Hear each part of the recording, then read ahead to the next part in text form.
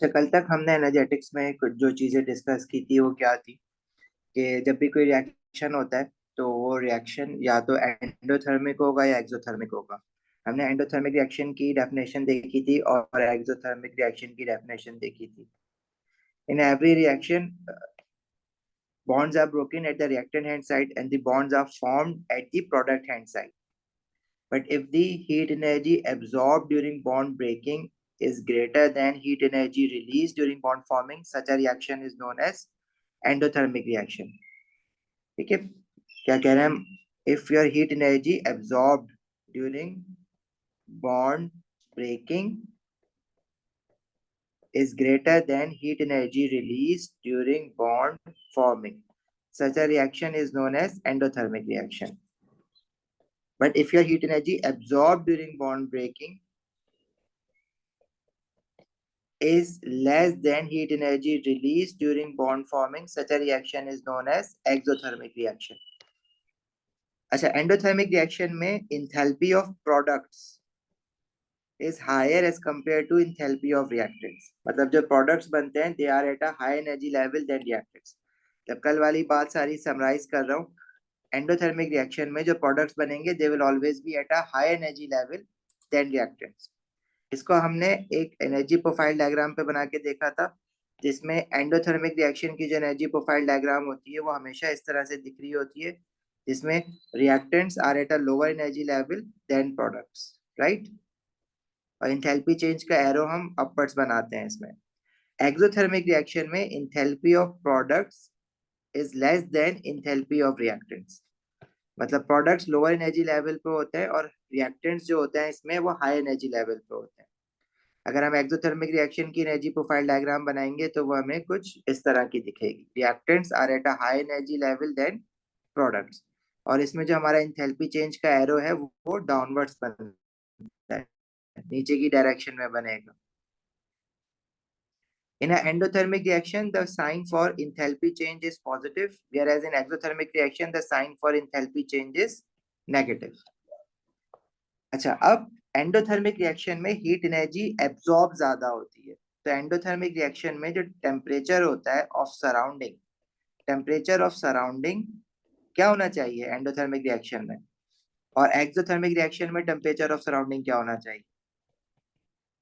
मतलब अगर किसी रिएक्शन मिक्सचर में एंडोथर्मिक रिएक्शन हो रहा है या एक्सोथर्मिक रिएक्शन हो रहा है तो हमने क्या किया है, उस रिएक्शन मिक्सचर में एक थर्मामीटर इंसर्ट किया हुआ है to measure the change in temperature. जब एंडोथर्मिक रिएक्शन होगा तो हीट एनर्जी जो होती है वो बॉन्ड्स में ज्यादा एब्जॉर्ब हो जाती है, तो जो सराउंडिंग का टेम्परेचर होगा वो डिक्रीज हो जाएगा। इन an endothermic reaction temperature of surrounding decreases, temperature decrease होता है एंडोथर्मिक रिएक्शन में। And in exothermic reaction temperature of surrounding increase. ठीक है, तो यही सारी बातें कल हमने देखी थी।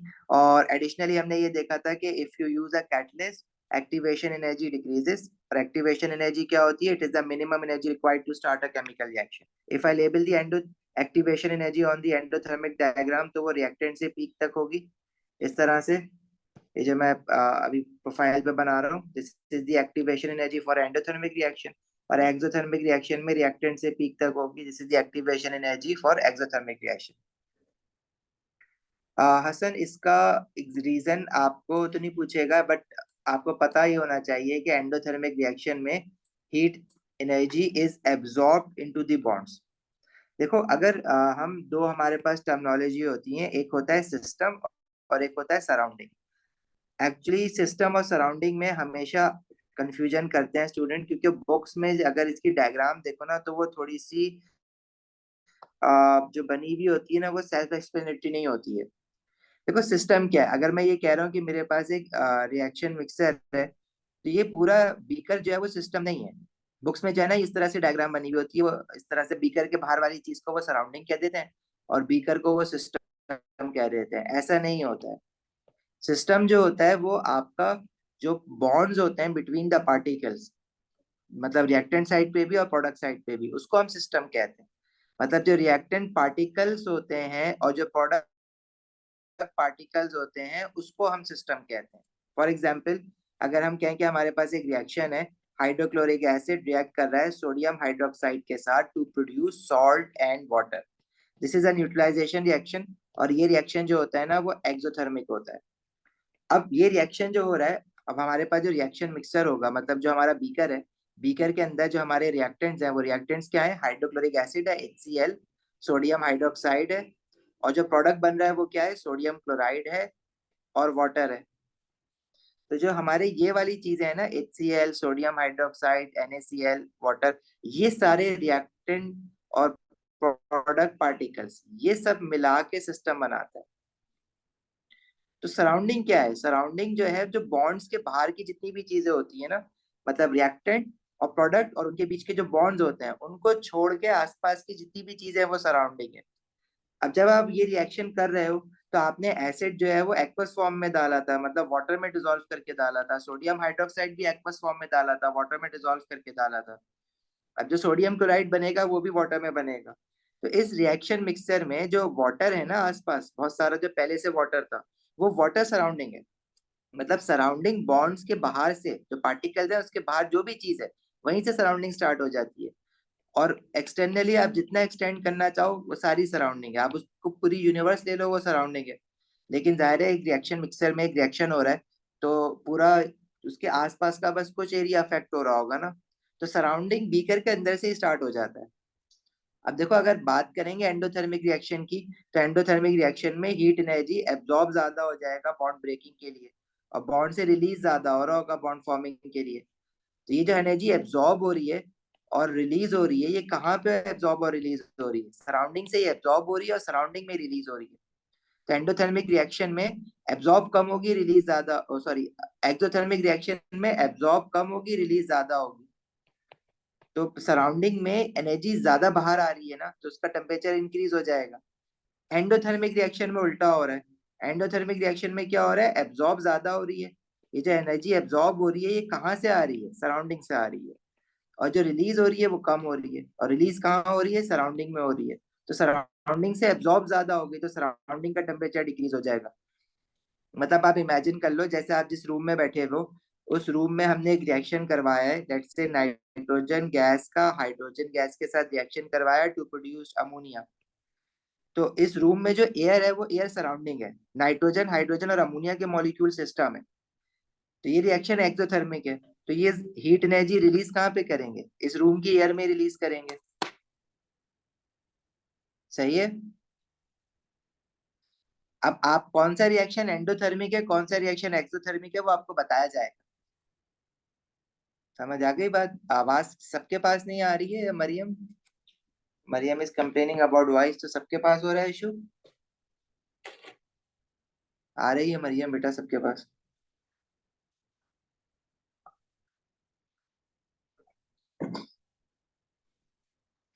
क्लियर है बात? यहाँ तक आगे बढ़े? बस आप ये याद रखो, एंडोथर्मिक रिएक्शन में सिस्टम ऑफ सराउंडिंग डिक्रीज होता है, और एक्सोथर्मिक रिएक्शन में system of surrounding, sorry, temperature of surrounding increase होता है। आपने ये याद रखना है, एंडोथर्मिक रिएक्शन में टेम्परेचर ऑफ सराउंडिंग डिक्रीज होगा, और एक्सोथर्मिक रिएक्शन में टेम्परेचर ऑफ सराउंडिंग इंक्रीज होगा। क्लियर है? आगे बढ़े।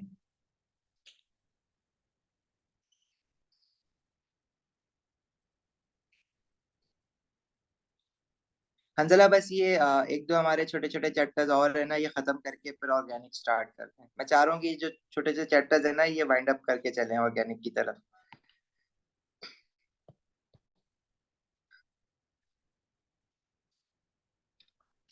अच्छा, कुछ रिएक्शंस के लिए आपको आ, हम याद भी कर सकते हैं कि कौन से रिएक्शन एंडोथर्मिक है, कौन से एक्सोथर्मिक है। इनफैक्ट टाइम टू टाइम आपने कुछ रिएक्शन ऑलरेडी पढ़े हुए हैं, जो आपको पता है कि उनमें से एंडोथर्मिक कौन सा है और एक्सोथर्मिक कौन सा है। मैं आपको रिकॉल करवा देता हूँ। बस आपको उस वक्त पता नहीं था कि वो एंडोथर्मिक है एक्सोथर्मिक है, बस आपने रिएक्शन पढ़े हुए थे। तो अभी मैं वो वाले रिएक्शन दिखा देता हूँ, आपको याद भी आ जाएगा कि रिएक्शन कहाँ कहाँ पढ़े हुए हैं हमने। जैसे एग्जांपल्स ऑफ एक्सोथर्मिक रिएक्शन में हमारे पास ये वाला जो रिएक्शन है, फर्स्ट रिएक्शन रेस्पिरेशन। अब रेस्पिरेशन आपने नहीं पढ़ा है, ये हम ऑर्गेनिक में पढ़ेंगे।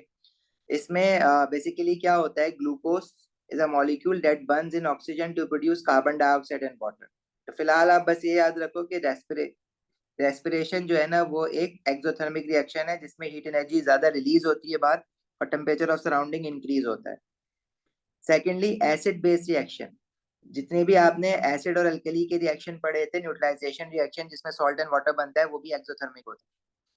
Third reaction combustion of fuel. जितने भी कंबशन रिएक्शन होते हैं वो एक्सोथर्मिक होते हैं. ये हम ऑर्गेनिक केमिस्ट्री में पढ़ेंगे तो उस वक्त हमें पता होगा. Similarly reaction of metals with water, ये हमने मेटल्स में पढ़ा है. जब किसी मोर रिएक्टिव मेटल को वाटर में डालते हैं तो अल्कली और हाइड्रोजन गैस बनता है. ये भी एक्सोथर्मिक रिएक्शन है. Similarly displacement reaction of metal. Displacement reaction of metal में हमने ये वाला डिस्प्लेसमेंट रिएक्शन तो पढ़ा हुआ है ना, more reactive metal displaces a less reactive metal ion. तो ये भी एक्सोथर्मिक होता है. और ये जो दूसरा डिस्प्लेसमेंट रिएक्शन है हेलोजेंस का, ये भी हमें आगे पढ़ना है. ठीक है, क्लियर है? आगे बढ़े, ये लिखोगे ये. इसी तरह एक चीज और याद रखना, हसन, ये याद रख लो ये, बल्कि आप इजी हो जाएगा काम अगर याद होगा ना. देखो ये वाली चीज जो मैं सिक्स वाले पॉइंट लिखवा रहा हूँ ना, ये तो आपको याद रखना है. हमारे पास चार प्रोसेस होते हैं चेंज ऑफ स्टेट के: melting, boiling and condensation and freezing. तो हमारे पास जो कंडेंसेशन होता है, कंडेंसेशन क्या होता है? जब आप किसी चीज की गैस स्टेट को लिक्विड स्टेट में कन्वर्ट करते हो. और दूसरी स्टेट होती है हमारे पास freezing, change of state freezing, जिसमें आप लिक्विड टू सॉलिड जाते हो. इन दोनों में आप क्या करते हो? किसी भी सब्सटेंस को कूल डाउन करते हो, ठंडा करते हो, मतलब उसमें से हीट एनर्जी एक्सट्रैक्ट करते हो. तो हीट एनर्जी रिलीज करवाते हो ना, बाहर निकालते हो हीट एनर्जी. तो ऐसे कंडेंसेशन और फ्रीजिंग भी हमारे पास एक्सोथर्मिक प्रोसेसेस कहलाते हैं. हीट एनर्जी रिलीज हो रही होती है इसमें. तो आपने ये भी याद रखना है, condensation and freezing are also exothermic.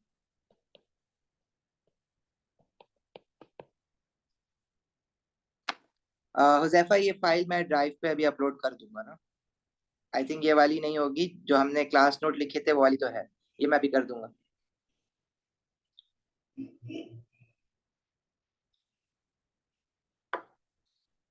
चले आगे बढ़े.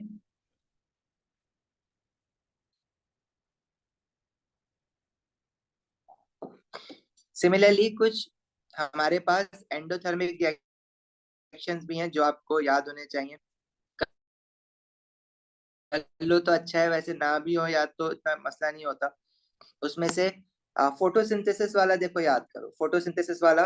आपको पता होना चाहिए फोटोसिंथेसिस क्या होता है. It is opposite to respiration, जिसमें carbon dioxide, water under the presence of sunlight and chlorophyll, plants में जो हो रहा होता है वो ग्लूकोज और ऑक्सीजन बनाता है. तो ये रिएक्शन जो है वो एंडोथर्मिक है, ये याद रखना. सिमिलरली जितने भी डिकम्पोजिशन रिएक्शन हमने पढ़े थे ना, डिकम्पोजिशन ऑफ मेटल कार्बोनेट, वो भी हमारे पास एंडोथर्मिक रिएक्शंस होते हैं. ये जो थर्ड रिएक्शन है फोटोग्राफी, ये एग्जाम्पल के लिए डाला हुआ है, याद कर लो तो अच्छा है.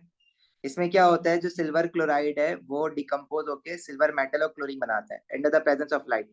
ऐसे रिएक्शन जिनको लाइट रिक्वायर्ड होती है फॉर हैपनिंग, उनको हम कहते हैं फोटोकेमिकल रिएक्शंस.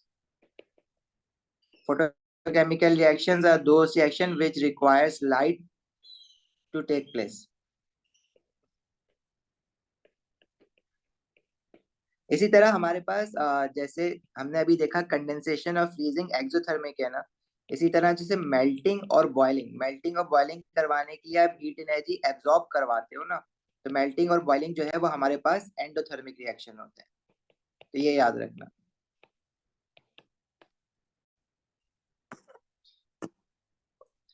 ठीक है भाई.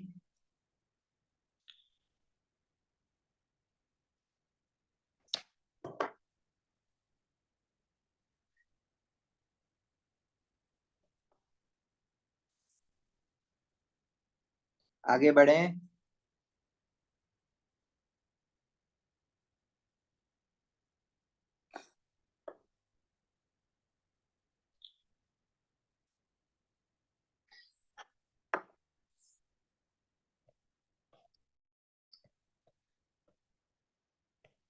अच्छा, थोड़ा से कुछ क्वेश्चंस कराता हूँ, फिर दो कॉन्सेप्ट और हैं इस चैप्टर में छोटे छोटे, वो भी पढ़ने हैं. पहले कुछ क्वेश्चंस देख लो.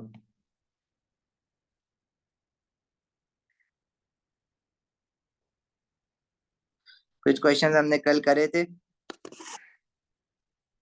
अच्छा, which physical changes are both exothermic? तो evaporation is similar to boiling, right?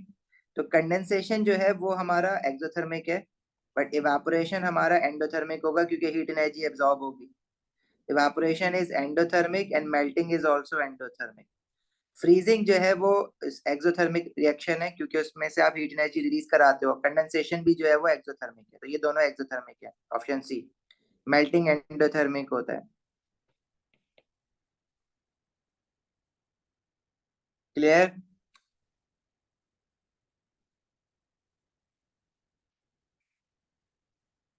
अच्छा, एक टाइप के क्वेश्चंस और आते हैं। देखो, कुछ रिएक्शन तो मैं आपको बता रहा हूँ ना कि वो एंडोथर्मिक है एक्सोथर्मिक है। कभी लेकिन वो ना कोई भी रिएक्शन सकता है to identify whether it is an endothermic और एक्सोथर्मिक। अभी जैसे क्वेश्चन 9 है, इसमें इन्होंने पहले कहा हुआ है bond breaking is an endothermic process and bond making is an exothermic process. ठीक है, ये तो हमें पता है already. For which change it is not possible from the equation to deduce whether the reaction is endothermic और exothermic. अच्छा, अब इस क्वेश्चन में देखो क्या होता है। हमें ये पता है कि हीट एनर्जी एब्जॉर्ब होती है ड्यूरिंग बॉन्ड ब्रेकिंग। जब हम बॉन्ड ब्रेकिंग करते हैं तो हीट एनर्जी एब्जॉर्ब होगी। सिमिलरली जब बॉन्ड मेकिंग होगी या बॉन्ड फॉर्मेशन होगा तो हीट एनर्जी रिलीज होगी। बॉन्ड ब्रेकिंग कहाँ पे होती है? हमेशा रिएक्टेंट साइड पे, मतलब इक्वेशन के लेफ्ट हैंड साइड पे। और बॉन्ड मेकिंग कहाँ होती है? बॉन्ड बनता कहाँ है? हमेशा प्रोडक्ट साइड पे, मतलब इक्वेशन के राइट हैंड साइड पे, उसमें हीट एनर्जी रिलीज होती है। अब अगर हम ये ऑप्शन ए देखें तो ऑप्शन ए में क्लोरीन Cl2। अब Cl2 का क्या मतलब है कि क्लोरीन के दो एटम्स के बीच में कोवलेंट बॉन्ड है ना। अगर मैं ये कह रहा हूँ कि ये Cl2 है, इसके क्लोरीन के दो एटम्स के बीच में कोवलेंट बॉन्ड है, तो रिएक्टेंट साइड पे हमारे पास बॉन्ड ब्रेकिंग होगी ना, क्योंकि बॉन्ड है तभी तो बॉन्ड ब्रेक होगा। और बॉन्ड ब्रेक करने के लिए कुछ ना कुछ हीट एनर्जी एब्जॉर्ब करवानी पड़ेगी। अब मुझे ये नहीं पता कि उसकी वैल्यू क्या है, लेकिन मुझे ये पता है कि हीट एनर्जी एब्जॉर्ब जरूर करवानी है, क्योंकि बॉन्ड है तो ब्रेक तो करना पड़ेगा रिएक्टेंट साइड पे रिएक्शन करने के लिए। तो जो भी हीट एनर्जी एब्जॉर्ब हो रही है उसकी वैल्यू तो नहीं पता, लेकिन मुझे ये पता है कि वो नॉन जीरो है। जीरो से कोई अलग वैल्यू है, जीरो नहीं है वो। लेकिन अगर हम प्रोडक्ट साइड पे देखें तो प्रोडक्ट साइड पे क्लोरीन एटम जो है वो अकेला है, मतलब प्रोडक्ट साइड पे किसी किस्म की बॉन्ड फॉर्मेशन नहीं हुई है। टू क्लोरीन एटम है लेकिन दोनों क्लोरीन एटम के बीच में बॉन्ड तो नहीं है ना। सिर्फ Cl लिखा हुआ है, मतलब एक क्लोरीन एटम अकेला है। 2 मोल ऑफ क्लोरीन एटम का मतलब है ऐसे 2 क्लोरीन होंगे, लेकिन इनके बीच में बॉन्ड नहीं बना हुआ, क्योंकि वो फिर Cl2 लिखा हुआ होता। इट मीन्स के प्रोडक्ट साइड पे किसी किस्म की बॉन्ड मेकिंग नहीं हुई है। तो there is no heat energy release during bond making. Why? Because there is no bond form. तो सिर्फ और सिर्फ इस रिएक्शन में बॉन्ड ब्रेकिंग हुई है, बॉन्ड मेकिंग नहीं हुई है। तो विच मीन्स के हीट एनर्जी एब्जॉर्ब तो हुई है बॉन्ड ब्रेकिंग के लिए, लेकिन रिलीज कुछ भी नहीं हुआ। तो सिर्फ और सिर्फ एब्जॉर्ब हुई है, रिलीज नहीं हुई, तो इसका मतलब है ओवरऑल सिर्फ एब्जॉर्ब हुई है, तो रिएक्शन क्या होगा? इस इक्वेशन को देख के मैं बता सकता हूँ ना कि this reaction should be endothermic. मुझे बस कंफर्म कर दो ये बात सबको समझ आई है। अब्दुल्ला, अली, अनंता, अरीश, आयशा, गानिया, हंजला, हसन, हुजैफा, हौला, खुशबक, हसन, मंतशा।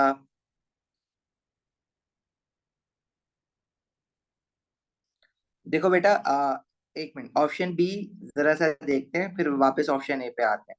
ऑप्शन बी में हमारे पास रिएक्टेंट साइड पे हाइड्रोजन मॉलिक्यूल्स हैं और क्लोरीन मॉलिक्यूल्स हैं, और प्रोडक्ट साइड पे HCl मॉलिक्यूल्स हैं।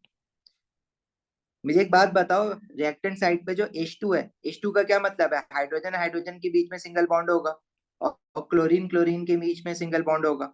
बॉन्ड तो होगा ना रिएक्टेंट साइड पे। हाइड्रोजन मॉलिक्यूल में तो हाइड्रोजन एटम्स के बीच में बॉन्ड होगा, क्लोरीन मॉलिक्यूल में तो क्लोरीन एटम्स के बीच में बॉन्ड होगा। और प्रोडक्ट साइड पे HCl बना हुआ है, वो भी एक कंपाउंड है। इसका मतलब है कि हाइड्रोजन और क्लोरीन के बीच में भी बॉन्ड है। तो रिएक्टेंट साइड पे बॉन्ड ब्रेकिंग हुई होगी ना, क्योंकि बॉन्ड्स हैं तभी बॉन्ड ब्रेकिंग हुई होगी। और प्रोडक्ट साइड पे बॉन्ड फॉर्मेशन भी हुई होगी, क्योंकि प्रोडक्ट साइड पे भी बॉन्ड है। इट मीन्स के हीट एनर्जी एब्जॉर्ब भी हुई होगी रिएक्टेंट साइड पे टू ब्रेक द बॉन्ड्स, और हीट एनर्जी रिलीज भी हुआ है प्रोडक्ट साइड पे टू फॉर्म द बॉन्ड्स। तो हीट एनर्जी एब्जॉर्ब भी हो रहा है, रिलीज भी हो रहा है। मुझे ये नहीं पता कि कितना एब्जॉर्ब हो रहा है कितना रिलीज हो रहा है, या तो मुझे इस बॉन्ड एनर्जी की वैल्यू बताए कि इसको तोड़ने के लिए हाइड्रोजन हाइड्रोजन बॉन्ड तोड़ने के लिए कितनी एनर्जी चाहिए, या क्लोरीन क्लोरीन बॉन्ड तोड़ने के लिए कितनी एनर्जी चाहिए, वो तो नहीं बताएगी। लेकिन अगर मैं आपसे सिर्फ थ्योरेटिकली ये आंसर पूछूं कि बताओ हीट एनर्जी एब्जॉर्ब हुई है, हाँ कुछ ना कुछ वैल्यू एब्जॉर्ब भी हुई है और कुछ ना कुछ वैल्यू रिलीज भी हुई है। अब ज्यादा एब्जॉर्ब हुई है या ज्यादा रिलीज हुई है ये मुझे नहीं पता, लेकिन मुझे ये पता है एब्जॉर्ब भी हुआ है रिलीज भी हुआ है। तो मतलब मैं इस रिएक्शन के बारे में क्लियर कट नहीं बता सकता कि एंडोथर्मिक है या एक्सोथर्मिक है, अनटिल और अनलेस मुझे वैल्यू दी जाए कि टोटल हीट एनर्जी एब्जॉर्ब कितनी हुई है और रिलीज कितनी हुई है। तो ऐसा रिएक्शन जिसमें बॉन्ड ब्रेकिंग भी हो रही है और बॉन्ड फॉर्मेशन भी हो रही है, तो वो एंडो होगा या एक्सो होगा वो बताने के लिए आप मुझे वैल्यू तो बताओ एनर्जी की।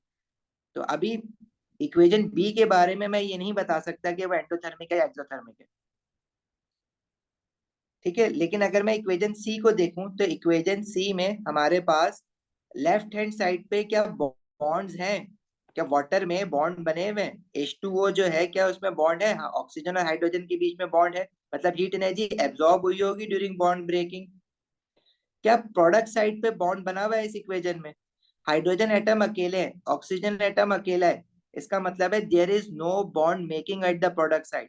तो हीट एनर्जी रिलीज तो कुछ भी नहीं हुआ होगा ना, जब बॉन्ड बना ही नहीं है तो हीट एनर्जी रिलीज क्यों होगा। हाँ हीट एनर्जी एब्जॉर्ब हुआ है क्योंकि रिएक्टेंट साइड पे बॉन्ड थे उनको ब्रेक करने के लिए हीट एनर्जी एब्जॉर्ब हुआ।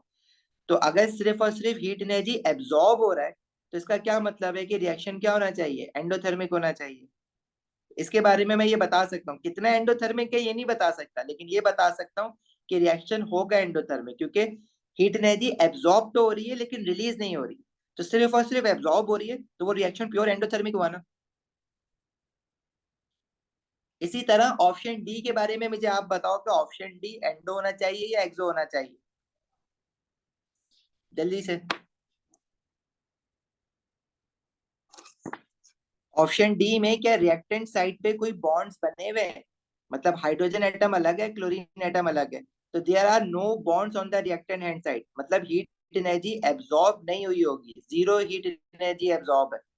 लेकिन क्या प्रोडक्ट साइड पे कोई बॉन्ड है, हाँ HCl में हाइड्रोजन क्लोराइड में हाइड्रोजन और क्लोरीन के बीच में बॉन्ड होगा ना, मतलब प्रोडक्ट साइड पे बॉन्ड बना है तो हीट एनर्जी की वैल्यू कुछ ना कुछ रिलीज हुई होगी। कितनी रिलीज हुई है वो नहीं पता, लेकिन ये पता है कि इस रिएक्शन में एब्जॉर्ब जीरो हुई है और रिलीज कुछ ना कुछ वैल्यू हुई है जो कि जीरो से बड़ी होगी। तो ओवरऑल इफेक्ट अगर मैं देखूंगा तो सिर्फ और सिर्फ रिलीज हो रही है ना, तो ऐसा रिएक्शन क्या होगा, एक्सोथर्मिक। मतलब ऑप्शन ए के बारे में मैं ये बता सकता हूँ कि हीट एनर्जी एब्जॉर्ब हुई है बस लेकिन रिलीज नहीं हुई, तो ऑप्शन ए एंडो है, ऑप्शन सी भी एंडो है और ऑप्शन डी एक्सो है। लेकिन ऑप्शन बी के बारे में हम नहीं बता सकते just by looking at the equation कि ये एंडो होगा या एक्सो होगा, क्योंकि हीट एनर्जी एब्जॉर्ब भी हो रही है और रिलीज भी हो रही है। अब कितनी एब्जॉर्ब हो रही है कितनी रिलीज हो रही है जब तक आप मुझे ये नहीं बताओगे तो मैं कैसे कंफर्म करूं कि एंडो है या एक्सो है। इसलिए वो यही पूछ रहा था कि किस इक्वेशन के बारे में हम नहीं बता सकते कि वो एंडो है या एक्सो है, तो बी के बारे में नहीं बता सकते। हसन मुश्किल नहीं देगा, इसी तरह के देगा, इस तरह के एक दो क्वेश्चन मैं और दिखा देता हूँ आपको, इसी तरह से इक्वेशन देता है। अभी क्लियर है सबको, आगे बढ़े। अली, हसन, हुजैफा, समझ आ गया अब।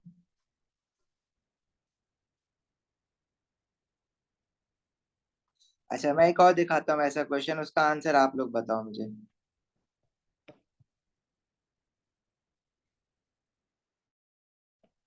चलो, क्वेश्चन 14 में कह रहा है the formation of liquid water from hydrogen and oxygen is thought to occur in three stages. तीन रिएक्शन दिए हुए हैं, which stages would be exothermic, इसमें से एक्सोथर्मिक रिएक्शन कौन कौन से हैं ये बताना है।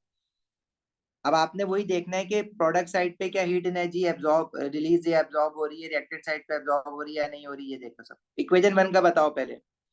इक्वेशन वन में क्या लेफ्ट हैंड साइड पे बॉन्ड्स हैं, हाँ हाइड्रोजन मॉलिक्यूल है ना H2 और O2 में हाइड्रोजन हाइड्रोजन बॉन्ड होगा और O2 में ऑक्सीजन ऑक्सीजन बॉन्ड होगा। तो क्या हीट एनर्जी एब्जॉर्ब हुई है, यस। क्या प्रोडक्ट साइड पे कोई बॉन्ड फॉर्मेशन हुई है, क्या प्रोडक्ट साइड पे कोई बॉन्ड दिख रहा है आपको, हाइड्रोजन एटम अलग है ऑक्सीजन एटम अलग है, कोई बॉन्ड नहीं बना है, तो हीट एनर्जी रिलीज नहीं हुई, तो सिर्फ और सिर्फ हीट एनर्जी एब्जॉर्ब हो रही है, तो ऐसा रिएक्शन क्या होगा, एंडोथर्मिक। देन अली उसका पूछ रहा है, वो आपसे पूछ रहा है कि इनमें से कौन से रिएक्शन एक्सोथर्मिक है, एंडो नहीं पूछ रहा। अच्छा, इक्वेशन 2 में आपसे कह रहा है, इक्वेशन 2 में हाइड्रोजन एटम है, रिएक्टेंट साइड पे कोई बॉन्ड नहीं है, देखो हाइड्रोजन एटम अलग है, ऑक्सीजन एटम अलग है, तो no heat energy is absorbed at the reactant side. Product side पे क्या बॉन्ड बना हुआ है? हाँ, प्रोडक्ट साइड पे हाइड्रोजन और ऑक्सीजन के बीच में बॉन्ड बना होगा ना, वाटर है, तो हाइड्रोजन और ऑक्सीजन का बॉन्ड होगा। इसका क्या मतलब है कि हीट एनर्जी रिलीज हुई है, लेकिन एब्जॉर्ब नहीं हुई रिएक्टेंट साइड पे, क्योंकि बॉन्ड ही नहीं है रिएक्टेंट साइड पे। सिर्फ और सिर्फ रिलीज हुई है क्योंकि प्रोडक्ट साइड पे बॉन्ड बना है सिर्फ। तो इसमें ओवरऑल हीट एनर्जी क्या हो रही है? सिर्फ और सिर्फ रिलीज हो रही है, तो ऐसा रिएक्शन क्या होगा? Exothermic. What about reaction 3? Reaction 3 में देखो, वाटर जो है वो गैस स्टेट से लिक्विड स्टेट में गया है। गैस से लिक्विड जाना क्या मतलब? कंडेंसेशन। और कंडेंसेशन अभी हमने देखा कि वो कौन सा प्रोसेस है, कंडेंसेशन जो है वो हमारा एक्सोथर्मिक रिएक्शन होता है। तो रिएक्शन 2 और रिएक्शन 3 दोनों एक्सोथर्मिक। क्या बनेगा आंसर?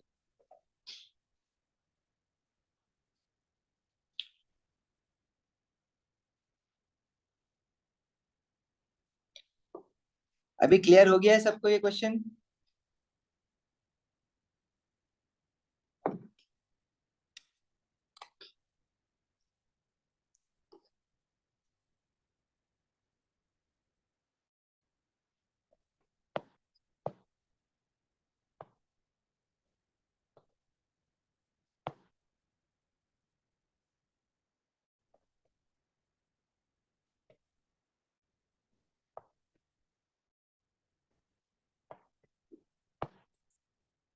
लेट मी सी। चलो, क्वेश्चन नंबर 36 का आंसर अब आप लोग बता दो। Which of the following changes is endothermic?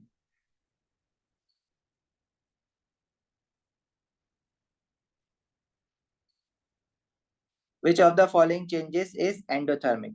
Option A में रिएक्टेंट साइड पे देयर आर नो बॉन्ड्स, तो no heat energy is absorb, but there are bonds at the product side, it means heat energy is release. तो सिर्फ और सिर्फ release हुई है, तो ऐसा रिएक्शन क्या होगा? एक्सोथर्मिक।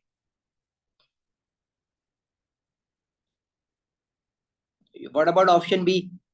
ऑप्शन बी में रिएक्टेंट साइड पे वाटर के वाटर में बॉन्ड्स होंगे ना, H2O, हाइड्रोजन और ऑक्सीजन के, मतलब हीट एनर्जी एब्जॉर्ब हुई है बॉन्ड ब्रेकिंग के लिए। क्या प्रोडक्ट साइड पे कोई बॉन्ड बना हुआ है? नहीं बना हुआ, तो there is no heat energy released, it means सिर्फ और सिर्फ एब्जॉर्ब हुई है, तो ऐसा रिएक्शन क्या होगा? एंडोथर्मिक। मिल गया आंसर? ऑप्शन सी में लेफ्ट हैंड साइड पे भी वाटर है, राइट हैंड साइड पे भी वाटर है, ये फिजिकल चेंज है, लिक्विड से सॉलिड बना है। लिक्विड से सॉलिड स्टेट को, चेंज ऑफ स्टेट को क्या कहते हैं? कोई चीज लिक्विड से सॉलिड में कन्वर्ट होती है, डेट इज फ्रीजिंग। फ्रीजिंग करने के लिए आप चीज को ठंडा करते हो ना, ठंडा करने का क्या मतलब है? हीट एनर्जी बाहर निकाल रहे हो, तो ऐसा रिएक्शन क्या होगा? एक्सोथर्मिक। सही है। What about option D? Option D में रिएक्टेंट साइड पे बॉन्ड्स हैं, मतलब हीट एनर्जी एब्जॉर्ब हुई है। क्या प्रोडक्ट साइड पे बॉन्ड्स हैं? हाँ, वाटर है उसमें भी बॉन्ड है। क्या हीट एनर्जी रिलीज हुई है? हाँ, एब्जॉर्ब भी हो रही है, रिलीज भी हो रही है। तो इस रिएक्शन के बारे में मैं नहीं बता सकता कि ये एंडो है या एक्सो है। ठीक है, ये एंडो भी हो सकता है, जब तक मुझे वैल्यूज नहीं दोगे मैं नहीं बता सकता, और एक्सो भी हो सकता है। वैसे तो मैं याद करवाया था अभी एग्जाम्पल में, लेकिन चलो आप याद ना करो। लेकिन हमें क्लियर कट अपना आंसर तो पता है ना कि हमारे पास बी जो है वो कंप्लीट एंडोथर्मिक है। ठीक है, तो एक कंप्लीट एंडो होगा या कंप्लीट एक्सो होगा, वहां से आंसर पता लग जाएगा।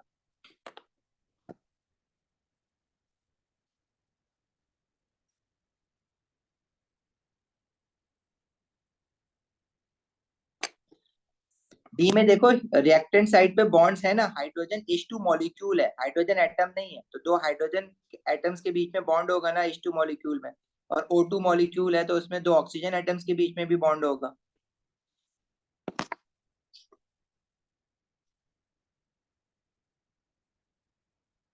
ठीक है आयशा। हसन वो करेंगे अभी वाला कॉन्सेप्ट करना है, अभी अभी करेंगे आज की क्लास में।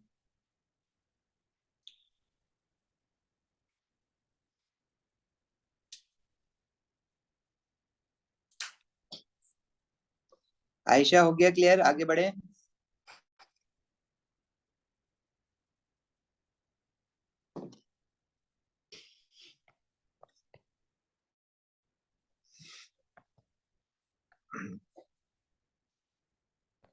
क्वेश्चन 37 में is saying the formation of hydrogen iodide from hydrogen and iodine is an endothermic reaction.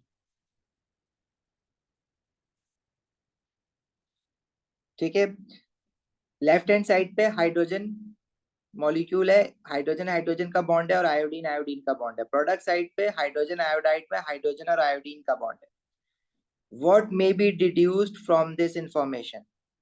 The number of bonds broken is greater than the number of bonds formed.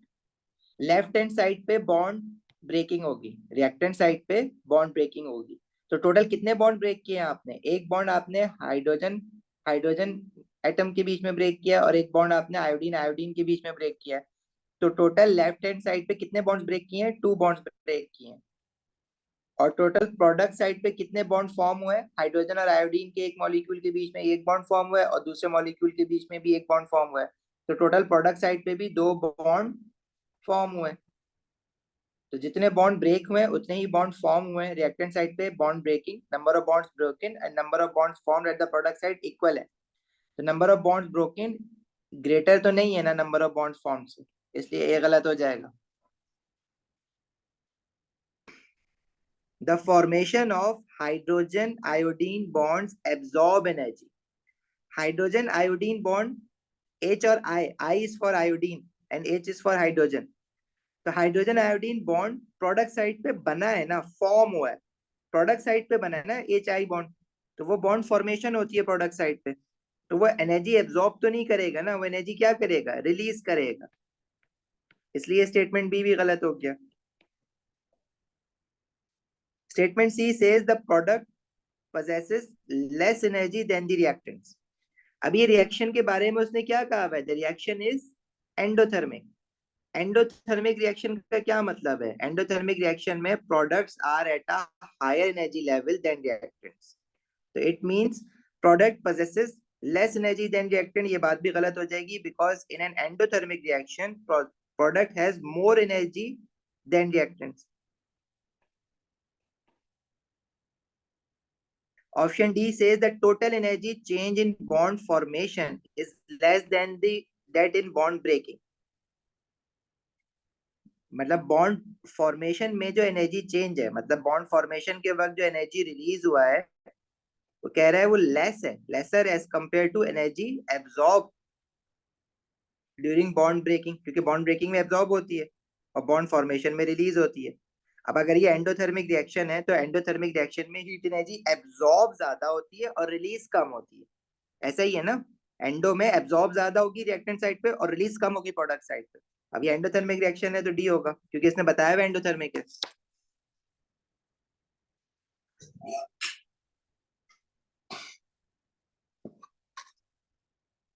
Clear है? आगे बढ़े।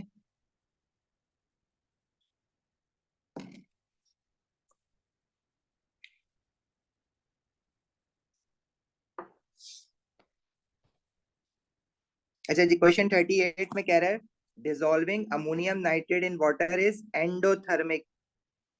ठीक है, which graph shows how the temperature alters as the ammonium nitrate is added to water, then the solution is left to stand। ये left to stand जो है ना, एक बहुत इंपॉर्टेंट बात है। ठीक है, अब आपसे ये पूछ रहा है कि टेम्परेचर कैसे चेंज होगा, एंडोथर्मिक रिएक्शन है, इसमें से कौन सा ग्राफ सही बना हुआ है? हमने अभी अभी ये देखा था कि एक्सोथर्मिक रिएक्शन में टेम्परेचर जो होता है वो इंक्रीज होता है और एंडोथर्मिक रिएक्शन में टेम्परेचर जो होता है वो डिक्रीज होता है। अब मुझे आप लोग आंसर बताओ।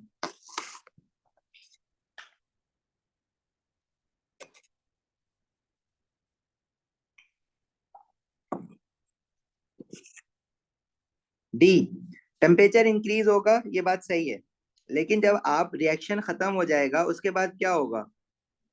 देखो, रिएक्शन स्टार्ट हुआ, एक्सोथर्मिक रिएक्शन है या एंडोथर्मिक रिएक्शन है, पहले तो आपको ये डिसाइड करना है। उसने कह दिया एंडोथर्मिक रिएक्शन है, एंडोथर्मिक रिएक्शन है तो टेम्परेचर डिक्रीज होगा। तो पहली बात तो टेम्परेचर डिक्रीज होगा, इंक्रीज नहीं होगा।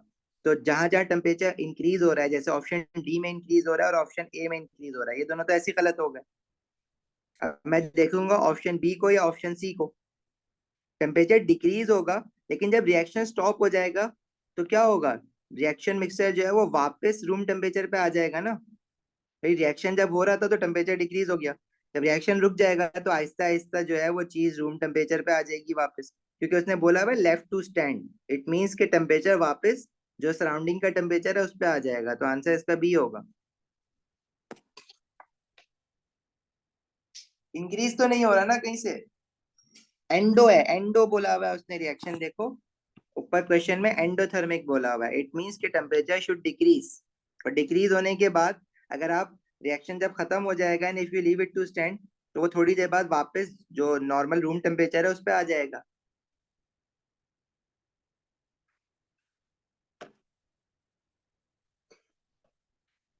ठीक है भाई, आगे बढ़े।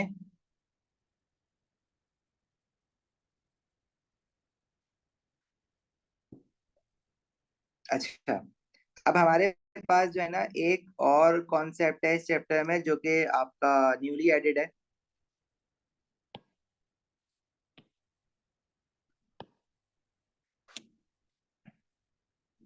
देखो, अभी तक हम ये बात कर रहे थे कि हीट एनर्जी एब्जॉर्ब हो रही है ड्यूरिंग बॉन्ड ब्रेकिंग और रिलीज हो रही है ड्यूरिंग बॉन्ड मेकिंग। अब अगर आपको ये वैल्यूज बता दी जाएं कि कितनी एब्जॉर्ब हो रही है और कितनी रिलीज हो रही है, और आपसे कहा जाए एंथैल्पी चेंज निकालो, तो वो कैसे निकालेंगे? Calculation of enthalpy change of a reaction using bond energy. Bond energy को हम लोग बॉन्ड इंथैल्पी भी कहते हैं, यूजिंग बॉन्ड एनर्जी और बॉन्ड इंथैल्पी वैल्यूज। मतलब अगर मैं आपको कोई रिएक्शन देता हूँ, जैसे हाइड्रोजन गैस रिएक्ट कर रहा है ऑक्सीजन के साथ टू प्रोड्यूस वाटर, और इसमें आपको पता है लेफ्ट हैंड साइड पे हाइड्रोजन हाइड्रोजन एटम के बीच में बॉन्ड है और ऑक्सीजन ऑक्सीजन के बीच में बॉन्ड है। लेफ्ट हैंड साइड पे बॉन्ड ब्रेकिंग होगी और राइट हैंड साइड पे बॉन्ड फॉर्मेशन होगा। तो वाटर में हाइड्रोजन और ऑक्सीजन के बीच में बॉन्ड है। तो अगर आपको ये बता दिया जाए कि हाइड्रोजन हाइड्रोजन को ब्रेक करने के लिए कितनी एनर्जी एब्जॉर्ब होगी, और ऑक्सीजन ऑक्सीजन बॉन्ड को ब्रेक करने के लिए कितनी एनर्जी एब्जॉर्ब होगी, और हाइड्रोजन और ऑक्सीजन बॉन्ड जो वाटर में बन रहा है उसको फॉर्म होने के लिए कितनी एनर्जी रिलीज होगी, तो आप इंथैल्पी चेंज निकाल सकते हो। ठीक है, इंथैल्पी चेंज एनर्जी चेंज एक ही बात है। एनर्जी चेंज पर मोल पढ़ोगे तो वो इंथैल्पी हो जाता है हसन।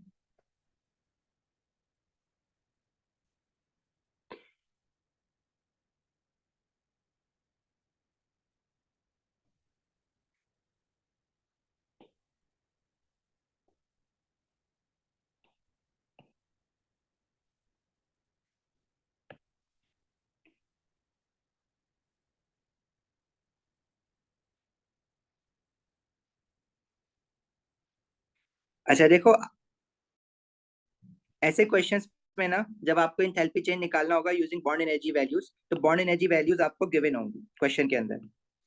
अब जैसे इस क्वेश्चन में गिवन है कि हाइड्रोजन हाइड्रोजन सिंगल बॉन्ड जब बना हुआ है तो 210 किलो जूल की एनर्जी चाहिए। मतलब अगर इसको ब्रेक करना है तो इतनी वैल्यू ऑफ एनर्जी जो है वो एब्जॉर्ब होगी इस बॉन्ड को ब्रेक करने के लिए। और ऑक्सीजन ऑक्सीजन डबल बॉन्ड को ब्रेक करने के लिए कितनी हीट एनर्जी एब्जॉर्ब होगी, 270 किलो जूल्स पर मोल। लेकिन जब ऑक्सीजन हाइड्रोजन बॉन्ड की एनर्जी देखो वो है 250, मतलब जब वाटर का मॉलिक्यूल बनेगा तो इतनी हीट एनर्जी रिलीज होगी। अब वाटर में ऐसे कितने ऑक्सीजन हाइड्रोजन बॉन्ड है?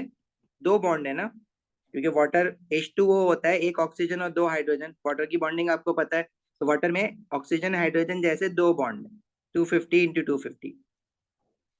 अब आप इंथैल्पी चेंज कैसे निकालोगे? इंथैल्पी चेंज निकालने के लिए यूजिंग बॉन्ड एनर्जी वैल्यूज हमारे पास जो फॉर्मूला होता है वो ये होता है। देखो, एक तो हमने इंथैल्पी चेंज का फॉर्मूला कल पढ़ा था जो प्रोडक्ट माइनस रिएक्टेंट था, वो enthalpy of product minus enthalpy of reactant था। लेकिन जब हमें बॉन्ड एनर्जी गिवन होती है तो हम इंथैल्पी चेंज का फॉर्मूला जो लगाते हैं वो ये लगाते हैं, एनर्जी एब्जॉर्ब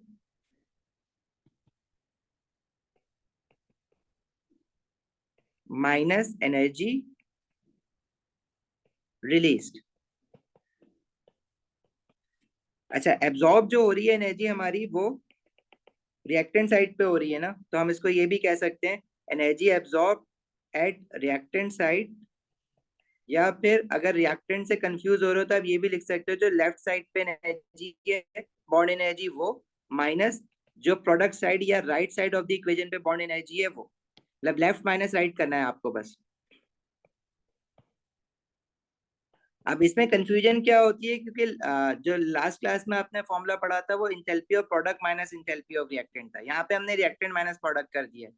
वो एक्चुअली इंथैल्पी की वैल्यूज थी, ये हम इंथैल्पी की वैल्यूज नहीं दे रहे हैं, ये एनर्जी एब्जॉर्ब और रिलीज की बात कर रहे हैं कि कितनी एब्जॉर्ब हुई है कितनी रिलीज हुई है, फाइनल वैल्यू ऑफ एनर्जी की बात नहीं कर रहे हैं। तो आपको इसके लिए याद रखना है कि इसको हम क्या कहते हैं, ये एनर्जी एब्जॉर्ब है या रिलीज है, मतलब लेफ्ट हैंड साइड पे एब्जॉर्ब होगी, राइट हैंड साइड पे रिलीज होगी, तो या तो आप बॉन्ड एनर्जी लेफ्ट पे माइनस बॉन्ड एनर्जी राइट पे याद कर लो। अभी हम करेंगे कैसे सॉल्व, देखो लेफ्ट हैंड साइड पे हमारे पास जो बॉन्ड एनर्जीज गिवन है, हाइड्रोजन हाइड्रोजन सिंगल बॉन्ड की कितनी है 210, वो वैल्यू लिख दो। ऑक्सीजन ऑक्सीजन की कितनी है 270।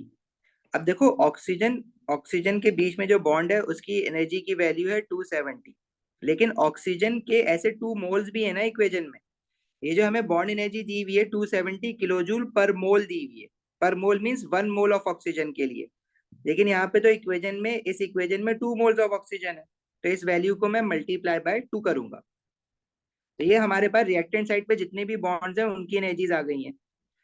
माइनस करो प्रोडक्ट साइड पे जितने भी बॉन्ड्स हैं उनकी एनर्जीज। अब प्रोडक्ट साइड पे वाटर के एक मॉलिक्यूल में 2 ऑक्सीजन हाइड्रोजन बॉन्ड है, ऑक्सीजन हाइड्रोजन बॉन्ड की बॉन्ड एनर्जी 250 है, लेकिन वाटर के एक मॉलिक्यूल में ऐसे दो है ना, तो मैं इसको मल्टीप्लाई बाय 2 करूंगा, राइट।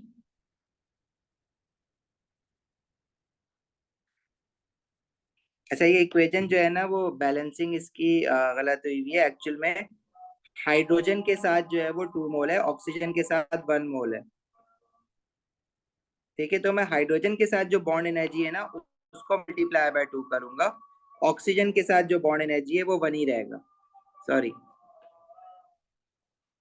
लेकिन प्रोडक्ट साइड पे वाटर को अगर देखो ना, तो वाटर के एक मॉलिक्यूल में 2 ऑक्सीजन हाइड्रोजन बॉन्ड है, तो उसको मैं मल्टीप्लाई बाय 2 करूंगा क्योंकि 2 बॉन्ड है, ये जो 250 2 बार है ना, या तो आप 2 बार ऐड करो या 250 को मल्टीप्लाई बाय 2 कर दो। लेकिन वाटर के ऐसे खुद के कितने मोल्स हैं, 2 मोल्स हैं, तो मैं एक बार और मल्टीप्लाई बाय 2 करूंगा। देखो, अगर मैं सिर्फ एक वाटर मॉलिक्यूल की बात कर रहा हूँ ना, तो इसमें 250 250 दो बार है, तो इसलिए मैंने 250 को मल्टीप्लाई बाय 2 किया है। लेकिन इस इक्वेशन में वाटर के अपने 2 मोल्स हैं, तो मैं एक बार और मल्टीप्लाई बाय 2 करूंगा, क्योंकि ये जो 2 into 250 आया है that is for 1 mole of water, but this particular equation has 2 moles of water, तो मैं इसको एक बार और मल्टीप्लाई बाय 2 करूंगा। सही है। हाँ वही बात है, टू ब्रैकेट 250 प्लस 250 कर दो या 250 इंटू 2 कर दो, इसका आंसर बताओ जरा जल्दी से। बस खोला, खत्म कर देंगे 5:30 पे क्लास।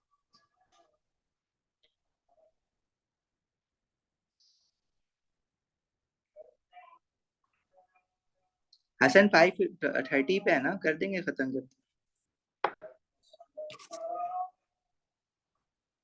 सबका आंसर यही आ रहा है, -310 किलो जूल पर मोल।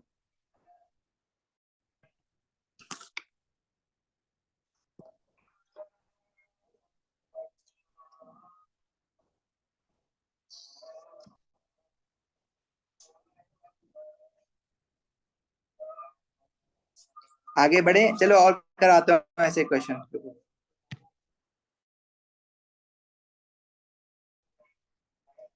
इंपॉर्टेंट है क्वेश्चन, क्योंकि ये क्वेश्चन जो है ना वो आएगा इस बार भी, ये मैं कंफर्म बता रहा हूँ, क्वेश्चन आएगा इस बार।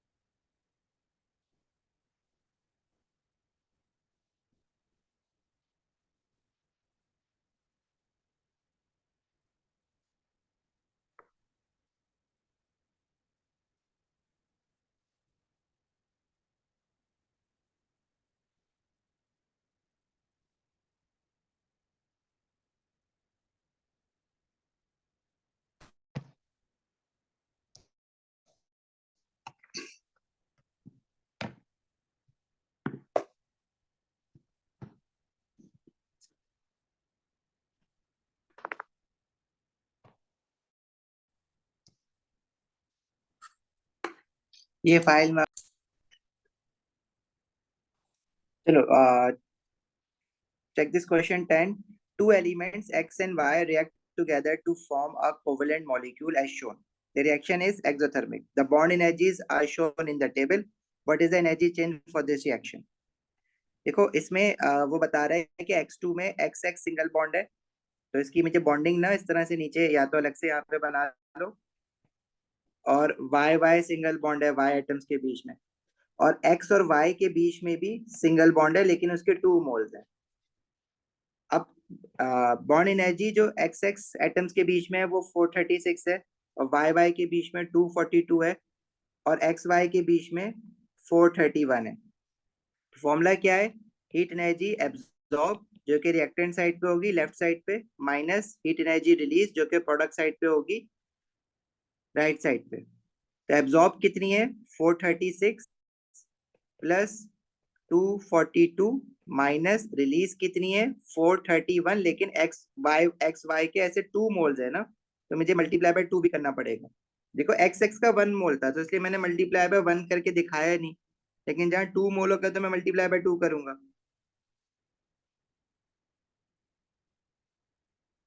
ठीक है, क्लियर है? आगे बढ़े, आंसर बताओ उसका जल्दी से।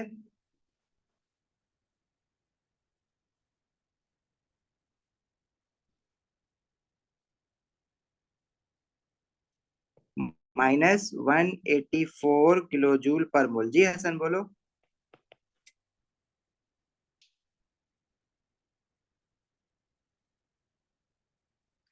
पेपर पे कर सकते हो कैलकुलेशन, बिल्कुल अलाउड है।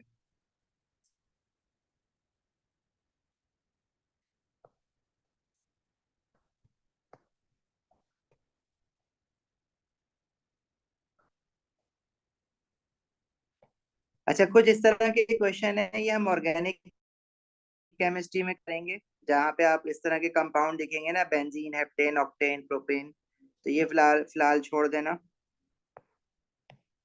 पूछ लेना जहाँ पे मुश्किल हो रही हो ना क्वेश्चन में, मैं बता दूंगा कि अभी पढ़ा है या नहीं पढ़ा।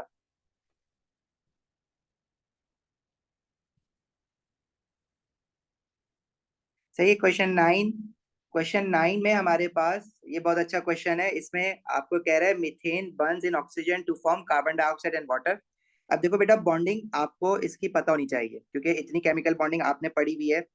जैसे मीथेन है CH4, तो अब CH4 की जो बॉन्डिंग है रिएक्टेंट साइड पे, उसमें कार्बन और हाइड्रोजन के बीच में इस तरह से सिंगल बॉन्ड्स होते हैं, मतलब एक कार्बन 4 हाइड्रोजन के साथ बॉन्ड बनाता है। आगे है 2 mole of oxygen. Oxygen molecule में ऑक्सीजन ऑक्सीजन डबल बॉन्ड होता है ऑक्सीजन एटम्स के बीच में। फिर है आगे carbon dioxide. Carbon dioxide means के कार्बन और ऑक्सीजन के बीच में बॉन्ड होता है। अब कार्बन डाइऑक्साइड की बॉन्डिंग आपको याद रखनी है, जो हमने बॉन्डिंग में जितनी भी बॉन्डिंग्स पढ़ी है ना, वो आपको सारी याद रखनी है। तो इसमें क्या होता है? Carbon double bonded oxygen, left side पे भी ऑक्सीजन होता है, राइट साइड पे भी ऑक्सीजन होता है। और वाटर, वाटर का जो मॉलिक्यूल है उसमें पता है आपको ऑक्सीजन और हाइड्रोजन जैसे 2 बॉन्ड होते हैं। अब वाटर के जो मोल्स हैं इक्वेशन में वो 2 मोल्स हैं, ऑक्सीजन के भी 2 मोल्स हैं, बाकी मीथेन के और कार्बन डाइऑक्साइड का 1 मोल है। ठीक है। अब आप बॉन्ड एनर्जी की वैल्यूज अगर देखो तो कार्बन और हाइड्रोजन की बॉन्ड एनर्जी की वैल्यू दी हुई है 410, लेकिन मीथेन के एक मॉलिक्यूल में ऐसे 4 कोवलेंट बॉन्ड हैं कार्बन और हाइड्रोजन के। ऑक्सीजन ऑक्सीजन डबल बॉन्ड की वैल्यू दी हुई है। अब देखो इसने ना कार्बन ऑक्सीजन सिंगल बॉन्ड की भी दी हुई है, oxygen carbon oxygen double bond की भी दी हुई है, और ऑक्सीजन ऑक्सीजन सिंगल बॉन्ड की भी दी हुई है। हमारे पास जो ऑक्सीजन का मॉलिक्यूल है उसमें तो ऑक्सीजन ऑक्सीजन डबल बॉन्ड होता है ना, तो वो वैल्यू है 496। अब आप ये नहीं कर सकते कि सिंगल बॉन्ड वाली उठा के उसको मल्टीप्लाई बाय 2 करके डबल बॉन्ड की बना लो, ऐसा नहीं होता है। ठीक है, मल्टीप्लाई बाय 2 करके एग्जैक्टली वो डबल बॉन्ड वाली नहीं बनती है, जब भी उसने अलग अलग दी हुई है। तो आपको वो कंफ्यूज करने के लिए दिया हुआ है, आपने ऑक्सीजन ऑक्सीजन सिंगल बॉन्ड वाली नहीं लेनी है यहाँ पे। ऑक्सीजन के मॉलिक्यूल में 2 ऑक्सीजन एटम के बीच में डबल कोवलेंट बॉन्ड होता है, तो जो डबल कोवलेंट बॉन्ड की दी हुई है 496, वो वैल्यू लोगे आप।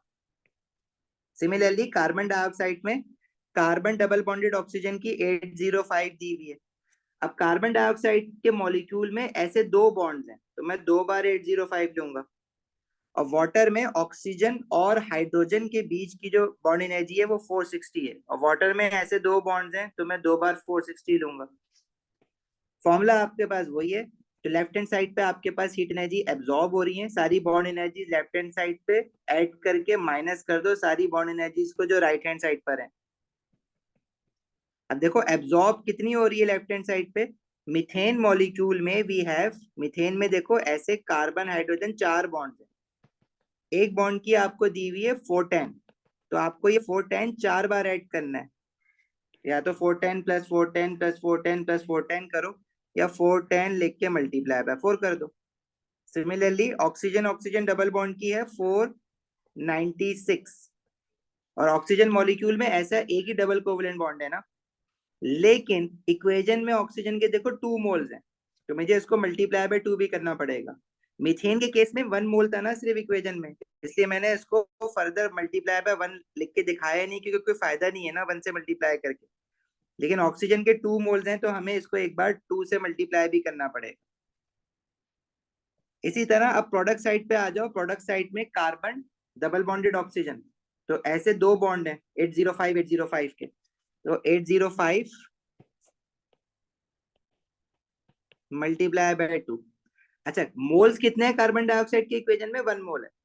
अब 1 से मल्टीप्लाई करने का कोई फायदा नहीं है, दिखाना चाहो तो दिखा दो, बट अगेन कोई फर्क नहीं पड़ेगा ना। और प्रोडक्ट साइड पे वाटर में ऑक्सीजन हाइड्रोजन के दो 460 460 के बॉन्ड्स हैं, तो आपने क्या करना है 460 मल्टीप्लाई बाय 2, और वाटर के ऐसे मोल्स कितने हैं इक्वेशन में? वाटर के 2 मोल्स हैं, तो इसको एक बार और मल्टीप्लाई बाय 2 भी करो। आई बात समझ?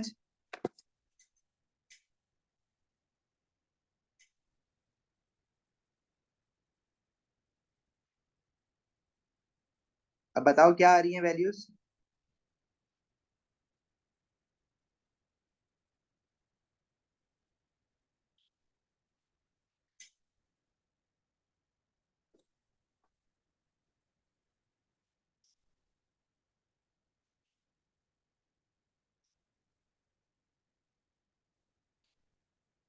भाई कैलकुलेट करके बता दो, बाकी सब क्यों नहीं कर रहे हो कैलकुलेट?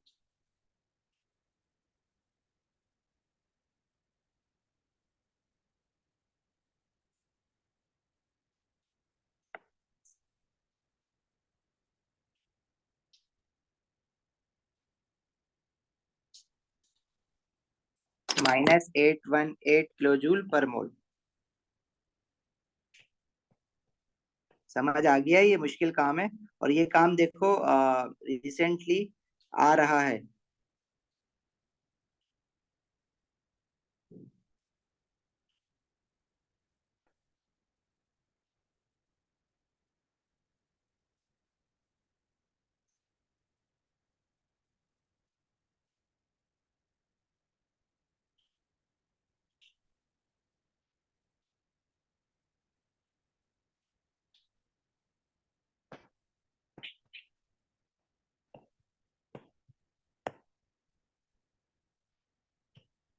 अच्छा, ये बाकी क्वेश्चंस आपको होमवर्क में करने हैं, छोड़ना नहीं है इसमें से कोई भी क्वेश्चन। कुछ क्वेश्चन ऑर्गेनिक से रिलेटेड हैं, तो वो एक दो क्वेश्चन है बस, ज्यादा नहीं है, वो पूछ लेना, अगर जब फंसोगे क्वेश्चन में करोगे तो खुद ही पूछ लोगे।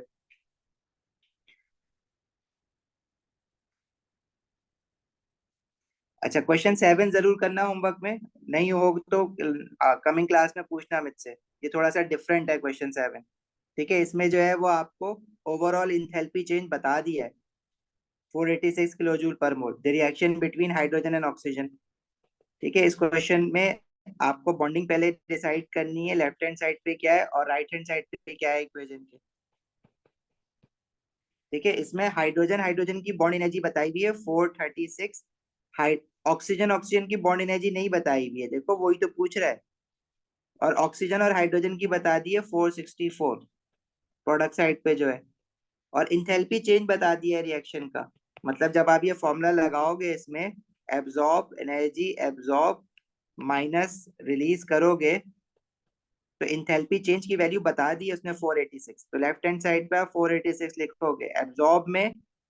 लेफ्ट हैंड साइड पे 436 है हाइड्रोजन हाइड्रोजन की 2 मोल्स हैं उसके, और ऑक्सीजन की नहीं पता वो एक्स है, तो यहाँ पे बीच में एक्स आएगा।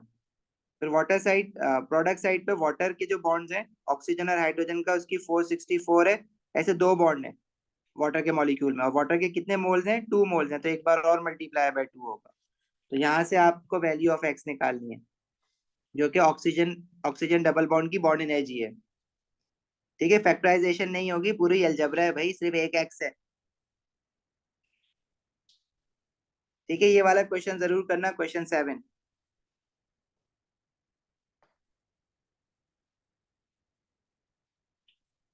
इसके मैंने ना बहुत सारे क्वेश्चन डाले हुए हैं, तो ये करना छोड़ना नहीं, इजी होते हैं ये क्वेश्चन।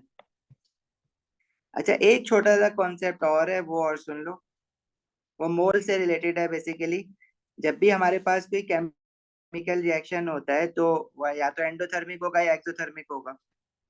अब किसी केमिकल रिएक्शन में हीट एनर्जी एब्जॉर्ब भी हो सकती है, रिलीज भी हो सकती है। जैसे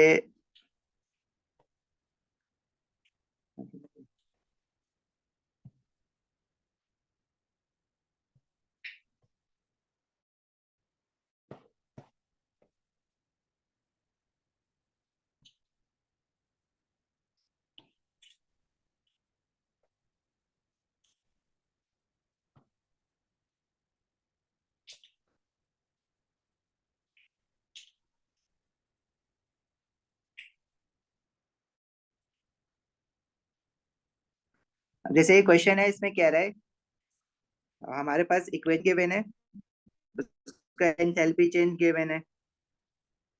If he is saying 40 grams of methane is burned in excess of oxygen, calculate the enthalpy change। मतलब अगर हम इस इक्वेशन को देखें ना, तो एज पर दिस इक्वेशन, जब 1 मोल ऑफ मीथेन रिएक्ट करता है तो जो एनर्जी चेंज हो रहा है वो कितने का हो रहा है, -90 किलो जूल्स का। अब 1 मोल ऑफ मीथेन का क्या मतलब है, अगर 1 मोल ऑफ मीथेन की जगह पे मैं उसका मास लिखूं, मतलब instead of writing 1 mole of methane, तो 1 मोल ऑफ मीथेन का मास कितना होगा, उसके मोलिकुलर मास के बराबर। मीथेन का एमआर होता है 16 ग्राम, एमआर आपको निकालना आता है। तो मैं इन अदर वर्ड्स ये भी कह सकता हूँ ना कि 16 ग्राम मीथेन जब रिएक्ट होगा तो 90 किलो जूल की एनर्जी रिलीज होगी।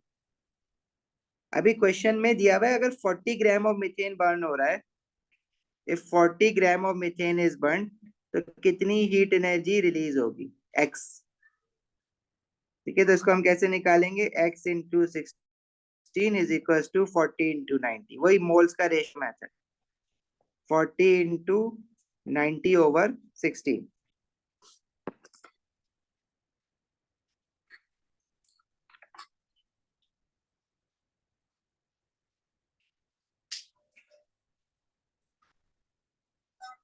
क्लियर है, समझ आई ये बात। देखो इसका क्वेश्चन 2 भी देख लो, क्वेश्चन 2 में कह रहा है 180 kilo joule energy is release. अब इसने कह दिया कि एनर्जी अगर इतनी रिलीज हो रही है तो मास ऑफ मीथेन कितना रिएक्ट हुआ होगा। अब अगर हम इक्वेशन देखें तो 1 मोल ऑफ मीथेन जब रिएक्ट हो रहा है तो 90 किलो जूल की एनर्जी रिलीज हो रही है, -90 है ना, मतलब रिलीज हो रही है। तो 1 मोल ऑफ मीथेन का मास होता है 16 ग्राम। तो 16 ग्राम मीथेन जब रिएक्ट हो रहा है तो 90 किलो जूल की एनर्जी रिलीज हो रही है। दिस टाइम इज सेइंग कि अगर 180 किलो जूल की एनर्जी रिलीज होनी है तो कितना मीथेन का मास बर्न होगा। तो अब एक्स जो है वो मास के नीचे आ जाएगा, तो एक्स इंटू 90, 16 इंटू 180। तो आपके पास क्या बचेगा, 16 इंटू 180/90। हाँ, -90 ले लो, कोई फर्क नहीं पड़ता, माइनस का साइन जो है वो चलता रहेगा साथ। ठीक है, तो फाइनल आंसर जो आ जाएगा आपके पास माइनस में आ जाएगा। यहाँ पे वैल्यू ऑफ एनर्जी की बात हो रही है बस। तो जैफा, समझ आई बात।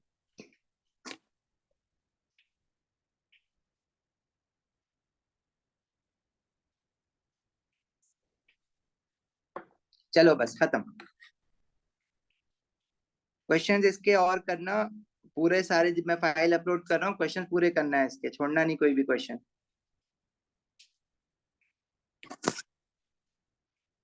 देखो बच्चे, इसमें क्या हुआ है कि जब हम इक्वेशन देखेंगे तो इक्वेशन में, एज पर इक्वेशन, जब 1 मोल ऑफ मीथेन रिएक्ट हो रहा है तो हीट एनर्जी कितनी रिलीज हो रही है, 90 किलो जूल्स की, -90 ले लो। एनर्जी की बात कर रहे हैं ना, तो अभी साइन की इंपॉर्टेंस नहीं है, स्केलर होती है ना एनर्जी, बस माइनस तो इसलिए लगाया था, वो ये शो कर रहा था कि रिलीज हो रही है। वो ये कह रहे हैं कि जब 180 किलो जूल की एनर्जी अगर रिलीज हो रही है तो मीथेन का कितना मास रिक्वायर्ड होगा। अब मीथेन का 1 मोल का मास जो होता है वो उसके एमआर के बराबर होता है। इक्वेशन के हिसाब से 16 ग्राम ऑफ मीथेन जब रिएक्ट होगा तो 90 किलो जूल की एनर्जी रिलीज होगी। अभी वो कह रहे हैं 180 किलो जूल की अगर एनर्जी रिलीज हो रही है तो मीथेन का मास कितना होगा। तो एनर्जी के नीचे मैंने एनर्जी लिखा और मीथेन का मास मुझे निकालना है, उसके नीचे मैंने एक्स लिख दिया, क्रॉस मल्टीप्लाई किया इसको, तो we got the value of x. कितनी आ रही है वैसे ये, समझ आया हुजैफा?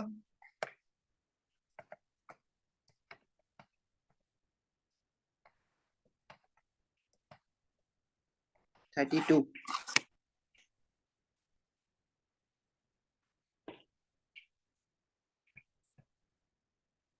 ओके चलो जा सकते हो आप, खुदा हाफिज।